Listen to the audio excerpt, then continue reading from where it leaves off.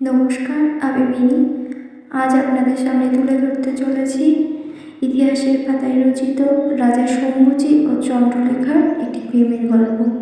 যদিও এই প্রেমের গল্প খুবই রহস্যময় ও হৃদয়স্পর্শী, কিন্তু তবুও ইতিহাসের কাব্যে এর কিন্তু কোনো বাস্তবতা নেই। তবুও আজও মানুষের মুখে মুখে রচিত এই প্রেমের কাহিনী।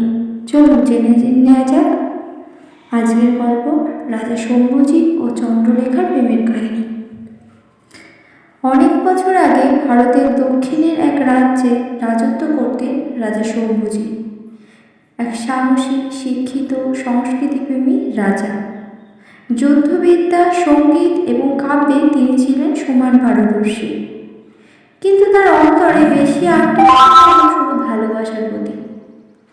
একদিন রাজসভায় এলো এক নৃত্যশিল্পী, নাম চন্দ্রলেখা। তিনি যেন চাঁদের আলো দিয়ে তৈরি। চোখে ছিল এক অজানা দুঃখ, আর ঠোঁটে ছিল এক অচেনা হাসি। তার নৃত্য দেখে শম্ভুজির হৃদয় প্রথমবারই কেঁপে উঠেছিল।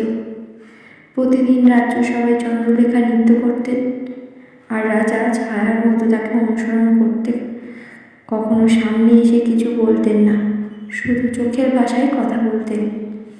একদিন রাজা সাহস করে জিজ্ঞেস করলেন, চন্দ্রলেখা, তুমি কি জানো আমার হৃদয়ে তুমি কোন জায়গায় আছো? চন্দ্রলেখা হেসে বলল, রাজা, আপনি তো সূর্য, আর আমি তো এক সাধারণ জ্যোৎস্নার কণা। সূর্যের সঙ্গে চাঁদের কি কখনো তো হয় একসঙ্গে? তবু প্রেম থেমে থাকেনি। ধীরে ধীরে চন্দ্রলেখা রাজাকে ভালোবাসতে শুরু করলেন, কিন্তু তাদের সম্পর্ক মেনে নেয়নি রাজ্যসভা। রাজনৈতিক চক্রান্ত, সমাজের চোখ, রাজনীতির ভার ভালোবাসার পথে হয়ে গেল কাটার মতো।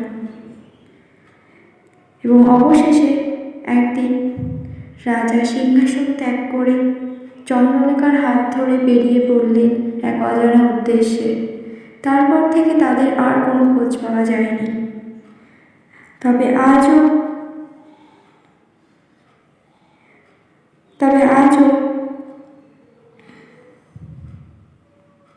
তবে আজও দেখা যায় রাতের অন্ধকারে ধ্বংসাবশেষে কারা যেন হাত ধরে হাঁটছে।